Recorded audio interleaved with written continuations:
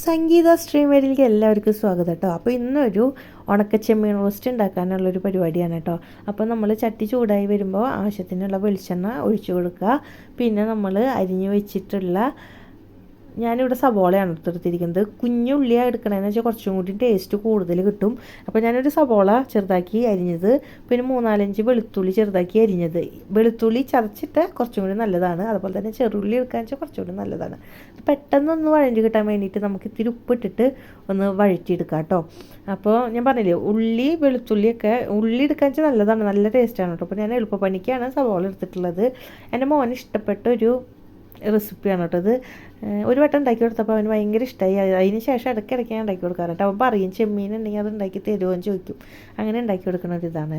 അപ്പോൾ നമ്മുടെ ഉള്ളിയൊക്കെ വഴഞ്ഞു വന്നിട്ടുണ്ട്. ഇതിലേക്ക് നമുക്ക് ഇനി പൊടികൾ അധികമൊന്നും ഇല്ല. ഇത്തിരി മഞ്ഞൾപ്പൊടി, നമ്മുടെ എരിവിനനുസരിച്ചിട്ട് മുളക് പൊടി ഇട്ട് കൊടുക്കുക.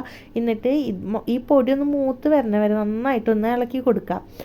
നമുക്ക് എത്രയാണ് ക്വാണ്ടിറ്റി ചെമ്മീൻ എടുക്കുന്നത് അതിനനുസരിച്ചിട്ട് എരിവ് കണക്കാക്കിയിട്ട് എടുത്തോളൂ കേട്ടോ.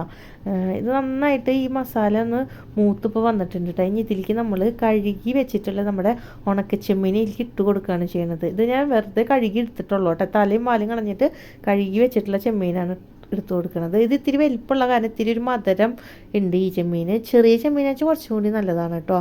അപ്പോൾ ഇത് നന്നായിട്ട് ഈ മസാലയൊക്കെ ഈ ചെമ്മീനിലേക്കൊന്ന് പിടിക്കണം. അപ്പോൾ നന്നായിട്ടൊന്ന് ഇളക്കി കൊടുക്കാം.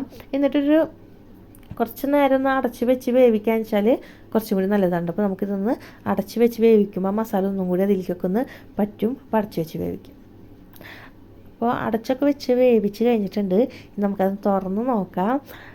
തുറന്നപ്പോഴേക്കും കണ്ട നമ്മുടെ ചെമ്മീനൊക്കെ സൂപ്പറായിട്ട് മസാലയൊക്കെ എല്ലാ ചെമ്മീനിലേക്ക് പിടിച്ചിട്ടുണ്ട് കേട്ടോ.